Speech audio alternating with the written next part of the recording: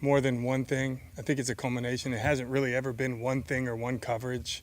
It's kind of been a culmination of things, and it just hasn't been good enough overall. It's not one person or one cover. Like I said, it's just kind of been, we would be a little better here, a little better there. And as always, I always look at myself first, and I should. I mean, it's my defense, and I'm the coordinator, but I take responsibility of that.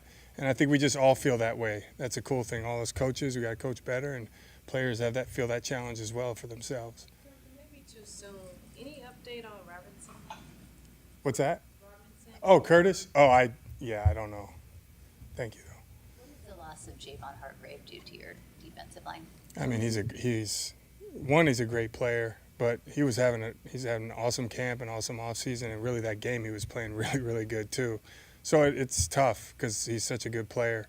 I mean, this is a time when guys have to step up. I know it's cliche, but the league is littered with guys that have been backups and, get their chance and play really well. It's just understanding who we're losing. It's going to be a tough shoes to fill, but you guys have to step up. Going back and talking about, not one thing, not one player, not one situation. Is it difficult to make all the pieces fit together when there are so many new faces on that defense, a lot of new personnel? No, I think it's a challenge. It's just, we're close. I think we feel it. You can be frustrated at times, but we gotta fix it, and we will. What stands out to you when you watch? I'm talking about replacing Hargrave. Are you looking at just one person, or do you envision that having to be kind of multiple guys that will? Yeah, I think we're looking at a bunch of guys, and Jordan Elliott's been rotating in, and so does Kevin. So those guys, in particular, you think of have to step up, and then it goes from there. We've got guys on practice squad, so I think it's just a matter of getting guys trained, and that's why you have practice squads so that they're trained up and see who can step in and make plays for us. Could that be more Gross Matos moving inside too, or do you maybe not have enough edge depth? He's done that, certain situations in his history, which we've talked about. And third down defense in particular, why do you feel that's been an issue? Just getting off the field. Like I said, it's not one thing. It's been tough. It is frustrating at times. I mean, because sometimes it's really good. It's just I think stuff's been kind of inconsistent all around. Sometimes in the run game we hit it up really good, or we get pressure. I think overall, I just think we have high expectations. We all do. The players, the coaches, myself, we all understand how it's supposed to look here. And I think it's not one thing. We just consistently got to get better. Rosa didn't come off the field, which I think has only happened one other time in his career. Is that a reflection of the edge depth, or? No, I don't think it's a reflection of the edge depth. I think, in talking to Nick, we'd like to spell him more. I mean, if you really look at the first 3 games, we really didn't have a lot of plays. And I think he was kind of into the game and, felt good. And, Kasarik has always connected with him, and he likes to rotate the guys and take care of Nick. And there just haven't been as many defensive plays, I think, so far in the first few games. And, Nick was into it. And I think we just, we got to protect him and be smart about it so that we keep him as fresh as possible for the longest period of time. But I think he just, felt like he was good. If Nick's good, then he's going to get a lot of reps. You watch the Patriots offense on film, what stands out to you about them? Oh, they can really run the ball. I mean, they're aggressive, they're physical, they have a very good plan, they're very well coached. 2 really good running backs, a line that knows how to block, they have good scheme. And then Brissett really is a good fit in that system and how he performs and how he plays. And, he sees the game right, he protects the ball.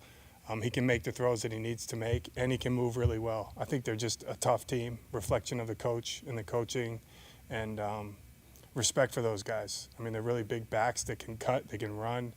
It's just overall physical team.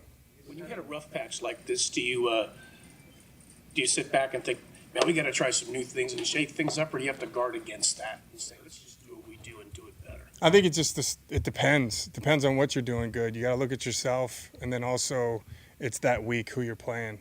So you got to evaluate, what are we doing? What can we be better at? A lot of times you can pinpoint that.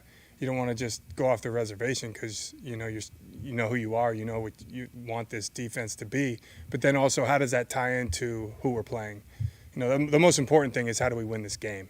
So it's not so much, you're looking at what you've done and what needs to be better. and you identify it. And I think we talk about it, we identify it, and then, all right, is that going to affect, how much does that affect this game? What do we need to do specifically to win this game and beat this team? Drake May do you watch just in case they decide to make a quarterback switch? Yeah, you watch them both. I mean, we've seen a lot of tape. I mean, there's only been a few games, and those guys did play in the preseason. So, you know, you look at the scheme and of what they've done in the past, but he's a talented quarterback too. Nick, can you talk about the process of calling defenses in a game when you're doing it for the first time, and how you prepare to do that, and the differences? Is it faster? Is it more? I think a lot of guys, a lot of the preparation is done now. It's done during the week, and you kind of prepare for the situations. There are tweaks that you do have to. Sometimes you can pre-think, okay, if this happens, we're ready to go to this. That you might have some tweaks in game. That's why you always hear people talk about halftime adjustments. Sometimes you have those, sometimes you don't. Sometimes you don't need them necessarily, or you decide that you don't, need to have something called that you have on the sheet based on what they're deciding to do, and you're just kind of figuring each other out and seeing how it's working within the game. But I think primarily most of the work is done throughout the week. Anything that replicates it, like before you get into a game, is there anything that replicates the fury, the Oh, not really. Preseason games are cool, and then me personally, not having done it, my favorite part of training camp was the unscripted move the ball periods. I think those are invaluable for someone who hadn't done it before. Cool. Thanks, guys.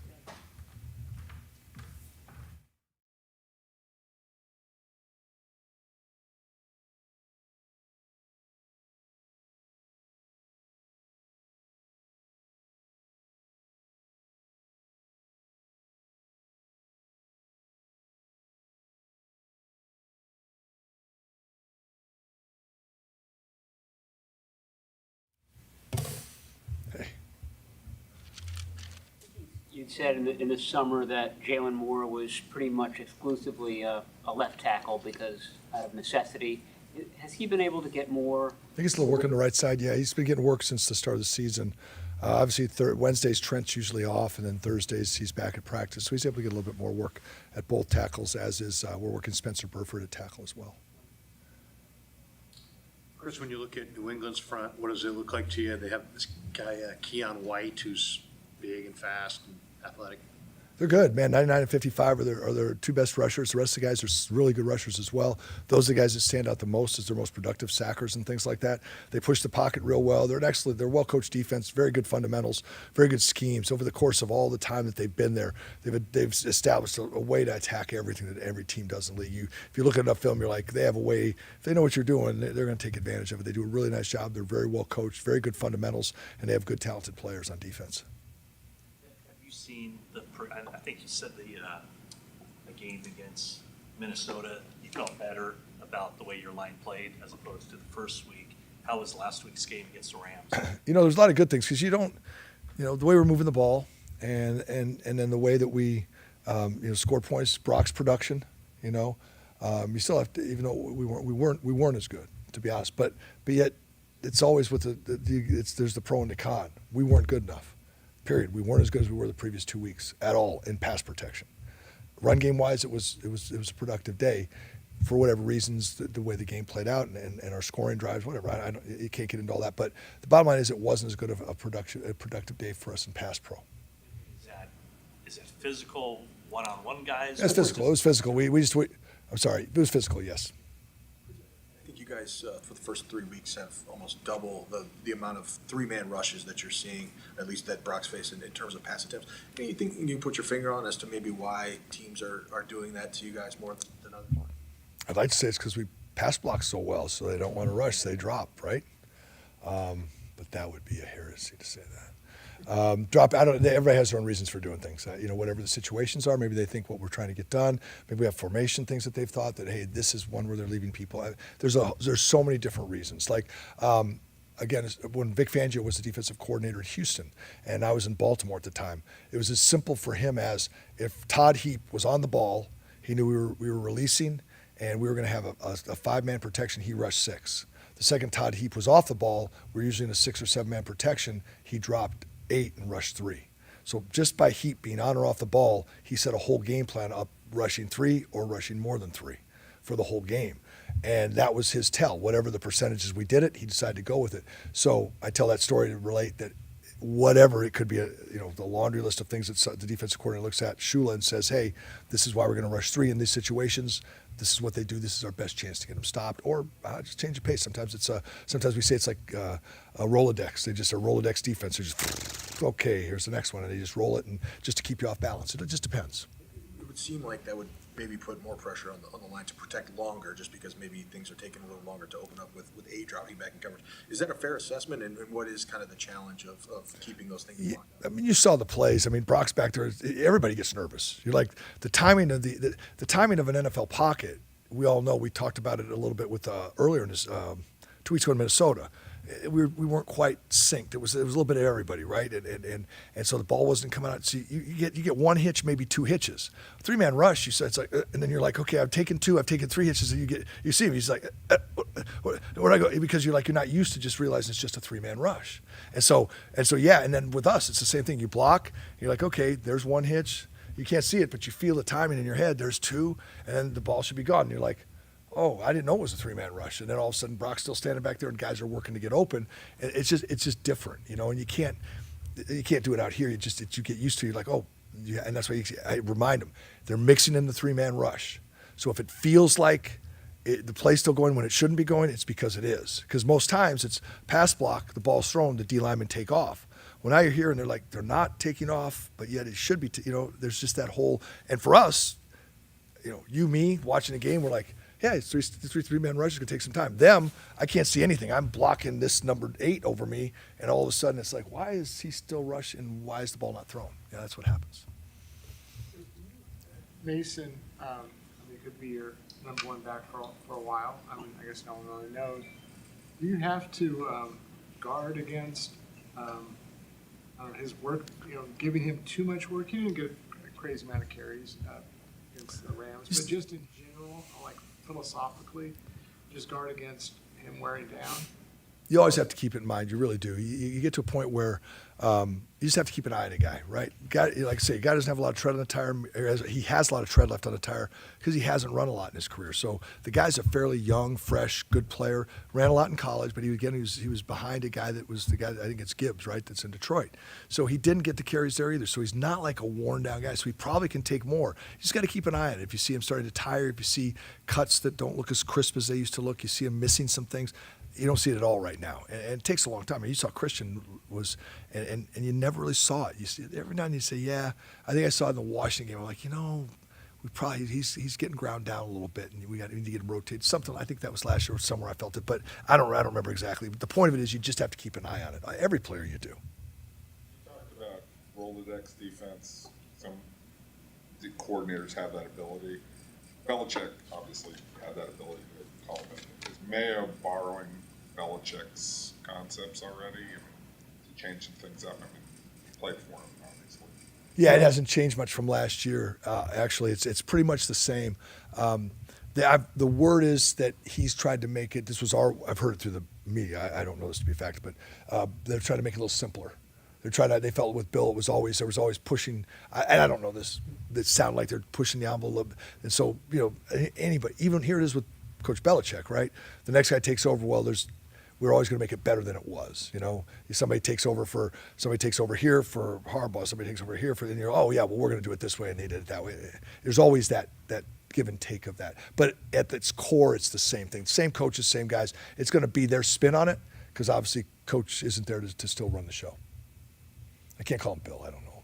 Chris, for years, this franchise had Dante Zarnecki as the O-line coach, and I know he's not there, but do you have a relationship with Dante? And some people credit him with a big part of that dynasty. Do you credit him with that?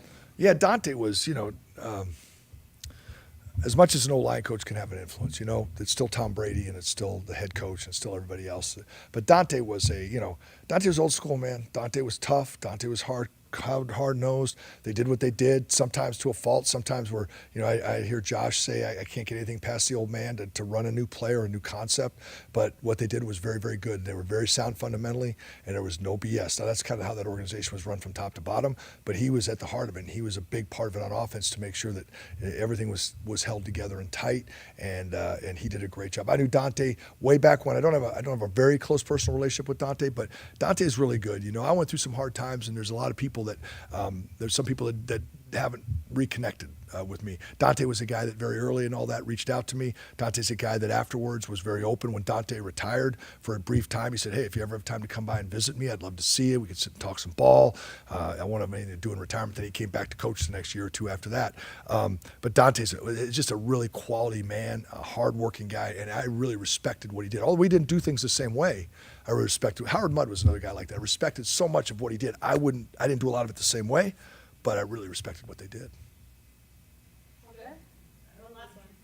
did you make of Garendo's performance? Loved him. We had, oh man, if you guys watched the all 22, if you saw the play, Banks went up to get a linebacker and kind of didn't go right at him. He kind of slipped and fell on his butt. But it's right about on the 50. That's a good feeling, right on the emblem. He fell backwards and missed the linebacker. On that play, if he'd have got on that guy, there was a crease that I would have loved to see if he would have hit it. If he just could have, I thought he might have split the safety. He reminds me of another 31 we had here in his running style. He's got that upright, good speed running style, and I'm not putting him in that category yet, but he really does. I want to see him get a chance to get. We just haven't got him to space yet. I like him. He's got a ways to go. Obviously, he's got a lot of developing to do, and that position's a hard, tough position, but he's nothing but positive upside. He really looks to be that, I won't say change of pace. Shoot, he could be your lead dog, but he's got that extra gear we've been looking for to change between, Christian's playing fast, JP's playing fast, but he's got a little bit something different from those guys. I realize it worked for most of it, but usually you hear, or us, like, oh, upright's not good. You're going to get smashed around in the NFL. Can that be okay for certain guys? It can be, yeah. I mean, you're going to get hit. I mean, you've seen Raheem. I'm going to say the name. 31 was Raheem, right? Raheem was the track guy. He's upright runner. You saw it, right? He'd run and shoo, he'd be gone. He's learned to play with pad level when he needed to, but it does. You play with the lower center of gravity, you play lower to the ground, you're not going to be as fast. That's why sprinters don't run hunched over, right? I mean, these guys are sprinters. They're straight upright and they're running their butt off. And so that's Isaac. And I really like the way he runs. And he has learned he's learning to get his pads down. So it's not always great, but it hasn't slowed him down yet. Thanks, Coach. Thank you, guys.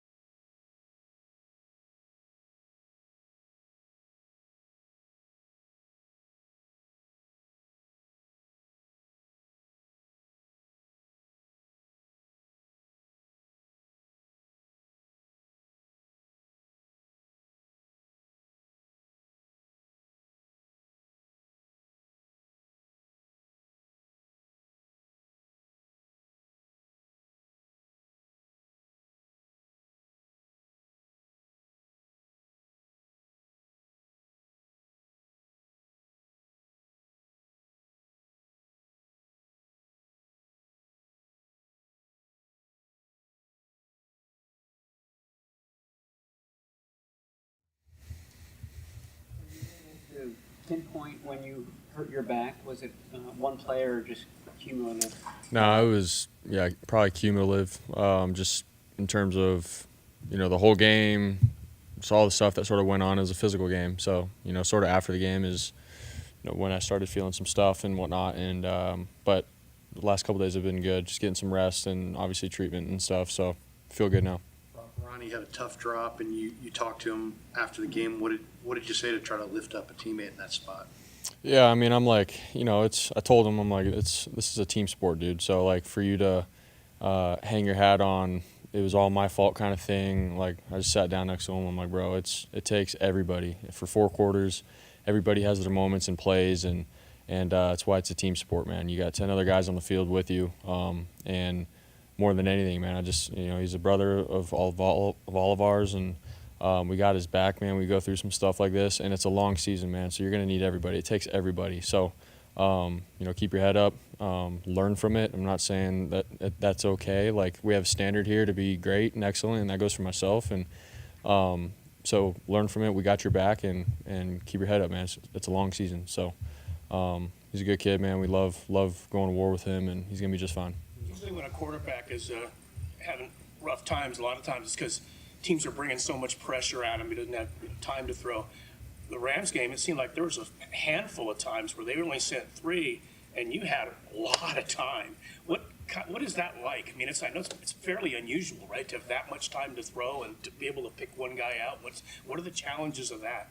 Yeah, I mean, throughout the week when we're game planning and stuff, it's, we're going through our progressions per coverage. This is our answer, and this is how we have to get to it.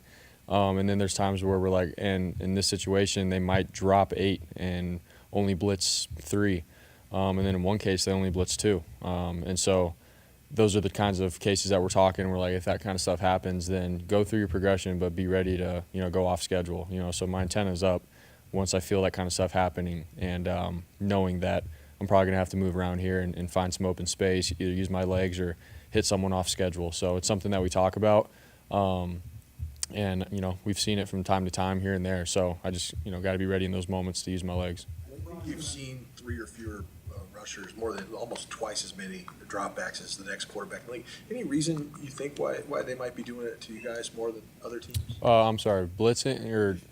In terms of teams rushing just 3 or Okay. fewer guys, I think you've had almost double the dropbacks of the next closest guy. Any reason that you think that teams might be doing that to you guys? I'm not really sure. I mean, I guess we have. I guess you could say, because of the amount of playmakers that we have, when you're rushing 4 to 5 to 6 and you're blitzing, and if we complete a pass, man, it's 1 or 2 broken tackles away from, a really big gain. And so when you have playmakers like we do, I mean, that's the chance that you take as a defensive coordinator of calling those kinds of, blitzes and stuff. So, but at the same time, you have to be on top of it.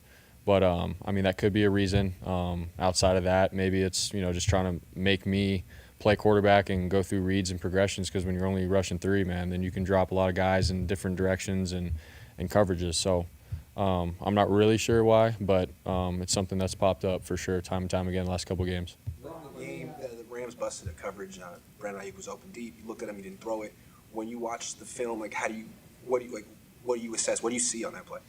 Yeah, I mean, I'm going through my read. Obviously, there was a route that I thought he was going to run, but he felt grass, man, and went and took it. And, when we're watching it after, it's like, yes, that's the right thing to do in that moment. For me, I'm going through my read and progression, and I'm concerned about his safety, and then I see him go deep, and I feel like he's open, and I'm like something's not right, in my mind per what we have drawn up. And so, but that's something that, we both have to be on the same page moving forward with. If he has stuff like that happens, and it's not being dumb and just running deep every time, but like actually, there's a reason for why you're going deep. There's some communication stuff that we've talked about where we can take that opportunity. He did the right thing. I have to pull the trigger in that moment and be ready for it.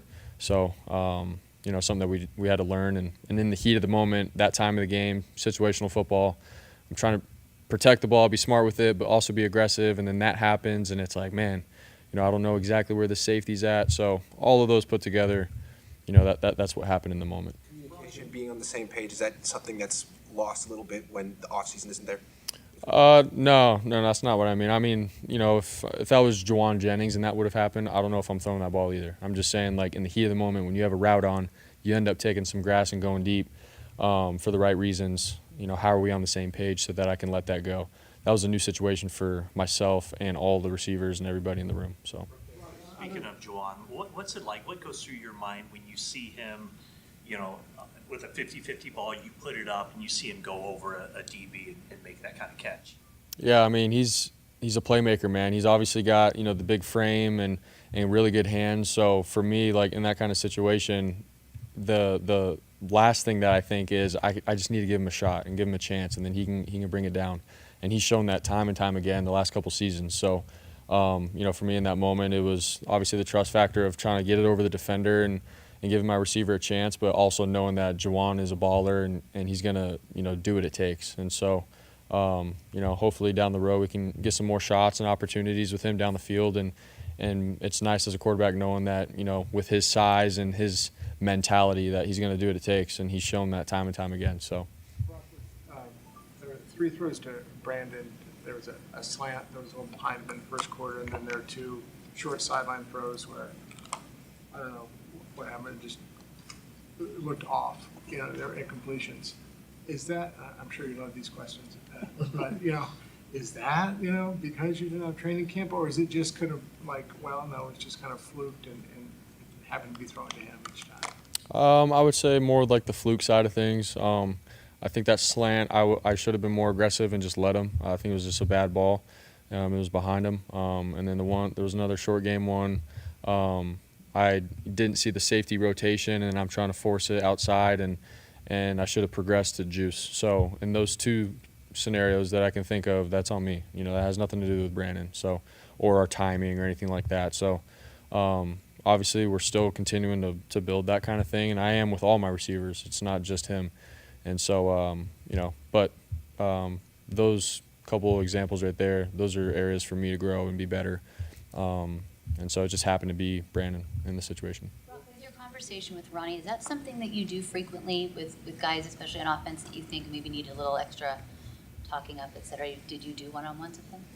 Yeah, I mean, I just think when it's the right time and the right moment with whoever, especially, young players, man, just because I know how it felt and how they feel, because I still go through stuff right now, like when I don't play my best, or I could have done better, or I missed a couple plays, and you're just you just want it back, and it's nice having a guy come up to you and a teammate that goes to war with you, being able to say, hey man, like it's okay, like let's learn from it, but I got your back, bro. Like it takes so much to win in this league, and it takes everybody, and so. When I was a rookie, it was really nice, having Fred or Bosa or Dre Greenlaw, like these guys that come up to me and just tell me that, they got my back. And I'm like, dang, like it just gives you a perception of, or perspective of, I don't have to go out there and do it all on my own. I got other guys around me, and I got a team around me to help be successful. So it's just sort of reinforcing that time and time again when I see it with some guys.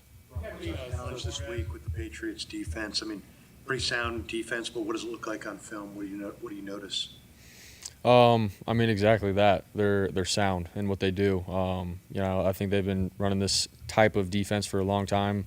Obviously, going back to like Belichick and everything, and so these guys like know the scheme really well, and just their leverages and forcing the ball to go in certain spots. I don't think it's easy as a quarterback when you drop back, and they can do a lot of different things too, and. But they make you be smart as a quarterback, go through progressions and be accurate. It's that kind of game. And so the guys up front are going to bring it, and then the guys in the secondary are all tied together, and they play tight, really good coverage, if you ask me, and it's sound. So that's the challenge this week. But more than anything, we just got to focus on what our scheme is and what we're trying to do, and take what the defense gives us. So Today's practice, Brock, and you're seeing teammates carted off. What emotions course through you and the team? That reality. Yeah, I mean, it's it sucks. Anytime you see a teammate go down or anything like that, I'm just trying to practice, get ready for this game and everything, and then you look over and you see like a cart on the field, so it's like, all right, like dang it, who is that? What happened? And then we got to keep going and finish practice. But it sucks, man, because these are the brothers that you come to work with every single day. You're going to war with on every Sunday, and just going through all of this together. And so when you see a guy go down, man, obviously it sucks, and you want nothing but the best for that person. So But we got to have the perspective of, you got to be grateful for when you're healthy and take advantage of your opportunity. And but more than anything, man, the culture that we have here, whoever goes down, we always got their back, and we'll be there for them and continue to build them up and try to get them back as fast as possible. So. Sorry, you lost 3 in a row last year. Had a bye week, righted the ship, got it turned around. It's way earlier this time, but how would you describe the feeling when you guys aren't performing to your own standards? Not necessarily what people on the outside think, but what you guys think. Yeah, I mean, honestly, there's been games like that even when we win. There's games where we haven't played our best and we come in here just like with the chip on our shoulder again. Like, yeah, we might have won that game, but we know we need to play at this level. And so obviously it gets more brought to light when you lose, because then you're real with yourself and you're like, man, like that's the reason why we lost or whatever, and we need to be better. But more than anything, man, I think it just gives us, a reality check of every game matters, every play matters, every drive matters, and you can't take it for granted because, especially at the end, trying to get in the playoffs and everything, you wish you could have had those couple plays back to win that game, to then have that game towards the end. All of it matters and it ties together. So, but more than anything, we have a standard here, and that's what we're focused on every single day. And we hold each other to that standard, and we're hard on ourselves. But that's I think why this is a successful organization. So. So you never played without McCaffrey and Debo and Kittle, at once.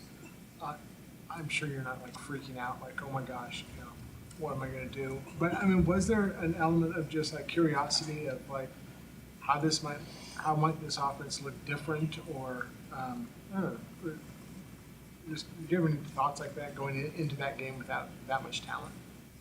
I mean, yeah, sometimes there's some plays where, we're trying to draw stuff up for Christian out of the backfield or George to get a certain matchup. Same with Debo. And so when you have those guys out, I think we go back to who we are as an offense, what are our base plays, and what we're really good at, and let's run those plays. And we have good guys to step up in those moments and execute well. Use Jordan Mason, use Juwan, obviously B.A. So we have guys that are dogs and are willing to step up in those spots and perform really well. So it was a question for me, like, all right, what's our game plan going to look like? Because every week it's a little different. Try to get Debo the ball a little bit more here because of this matchup. Try to get Christian the ball here. So last week, not having 3 of those guys that you listed, it sort of just kept things a little bit more simple game plan wise, but we're still going to get the ball to our playmakers, JJ, BA, Jordan Mason, and go about it that way. So that's how I looked at it and thought about it. Thanks, guys.